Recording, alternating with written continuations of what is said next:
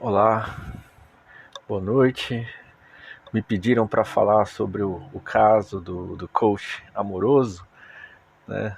Relacionar com masculinidade frágil, os red pills, esses movimentos, né?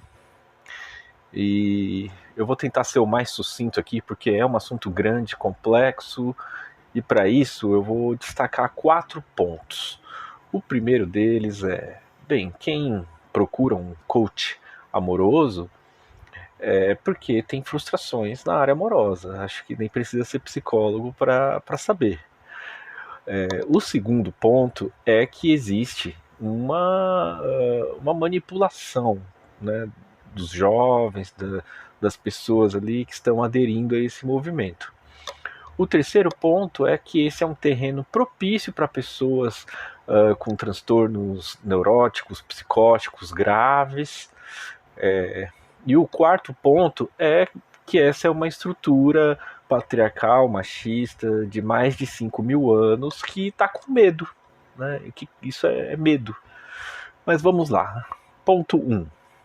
Sempre existiu e sempre existirá homens frustrados por não serem os escolhidos pelas mulheres mais belas. E teoricamente, esses homens devem se esforçar mais que os escolhidos, desenvolvendo outras habilidades, como o humor, a simpatia, o autocuidado, etc. E o que esses movimentos estão pregando é que as mulheres, elas são más, são seres inferiores e racionais que deveriam aceitar ali os homens daquele jeito deles, usando uma lógica animalesca, né, de que o homem macho alfa é o escolhido. Então eles devem agir como machos alfas, se comportar como tal para conseguirem serem admirados pelas mulheres. Só que muitos dos jovens estão entrando nessa onda sem perceber que eles não conseguem alterar a própria personalidade assim, num piscar de olhos, e que o que faz eles realmente talvez serem fortes precisa passar por admitir as próprias fragilidades, investigar de onde vêm seus traumas, pois não é fingindo ser um macho alfa que essas dores e medos vão sumir. Elas vazam pelos poros, pelos dedos, e na verdade ficar negando isso pode piorar, né? Por exemplo, uma depressão, entre outros transtornos. Né? Eu falarei disso no ponto 3. O ponto 2 é o da manipulação. Existem aí no mercado uns 4 ou 5 livros que são verdadeiras bíblias da manipulação de emoções. São praticamente passo a passo de como se tornar um líder religioso, um pastor. E é aqui que entram os coaches de relacionamento, que eles geralmente estudaram esses livros e se utilizam para captar seus seguidores, se utilizando de crenças, de dogmas, acusando as mulheres do feminismo de serem seus inimigos. Vocês percebem aqui que é uma lógica de religião. Né? Tem todos ali os elementos que constituem uma religião. Então, eles estão criando uma espécie de seita e esses jovens, né, estão se tornando seus fiéis. Porque eles se sentem melhores quando fazem parte desse grupo, se sentem melhores que os outros, botam a culpa dos seus problemas nos outros, nas mulheres, seguem os mandamentos ali. Então, assim, vivem um mundo ali dividido em bem e mal, onde o homem é Deus, a mulher é o diabo. Então, é muito tentador para um jovem frustrado seguir isso.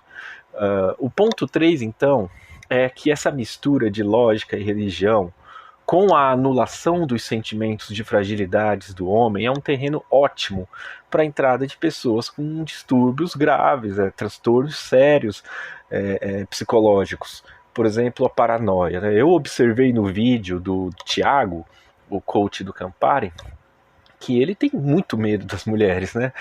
Ele precisa se defender de uma suposta tentativa de dominação a ele, né? E ao mesmo tempo ele diz que isso gera atração nas mulheres, né? Ele claramente se sente acuado pelas mulheres, precisando estar sempre atuando. E aí depois ele fala que isso gera atração nas mulheres. Tipo, na verdade, ele tem medo e fala que se manter nessa postura, né, de poder vai gerar atração nas mulheres, né? E me parece muito mais uma. Ele está se utilizando da persecutoriedade dele para atrair seguidores. É o que me pareceu. É possível vermos também pessoas que acreditam em teorias da conspiração. Que existe, né, uma conspiração da esquerda, do feminismo, para mudar o mundo, e quem estuda psicologia sabe que isso pode ser sinal de transtorno psicológico grave. Existem também jovens ali que estão buscando se sentir mais desejados, mais admirados pelas mulheres, só que de uma forma mágica, né, usando uma poção mágica e anulando a própria personalidade, escondendo a depressão, escondendo seus medos, e o que vai piorando ainda mais, né, esses transtornos também, com o tempo. Existem homens também que possuem traumas ali com as mulheres de infância, com cuidadoras, mulheres, mães ali, que esses são homens que realmente são misóginos ali 100%, eles odeiam as mulheres, tem realmente uma repulsa ali ao sexo feminino e que vão fazer parte desses grupos. E tem também ali aqueles que inconscientemente, né, pensando psicanaliticamente, eles desejam o contrário, né, eles desejam ser dominados por essas mulheres. Eu tenho medo de ser dominado por essa mulher, mas no fundo é o que eu queria. Eu queria uma mãe dominadora. É o que eu acho que muitos deles desejam. Sem contar aqui os casos dos que negam a própria homossexualidade e precisam enaltecer o ser macho, né? E aqui eu entro no ponto 4, que é o do conservadorismo, né? O patriarcado, o machismo, um sistema que é misógino e sexista, que domina o mundo há mais de 5.000 anos. É obviamente que esse sistema vai resistir ao progresso e à luta contra todas as desigualdades sociais. Acredito que muitos desses jovens estão servindo de massa de manobra de um sistema que lucra com eles, dando uma falsa percepção de que estão fazendo parte de algo grande, especial, e não dentro deles. Eu tenho 37 anos vividos num mundo onde os homens não podem demonstrar sentimentos, onde as mulheres são meros objetos sexuais, que os homens não podem ter medo, que nós precisamos ser viris, e que se não seguir isso, nós somos mulherzinhas.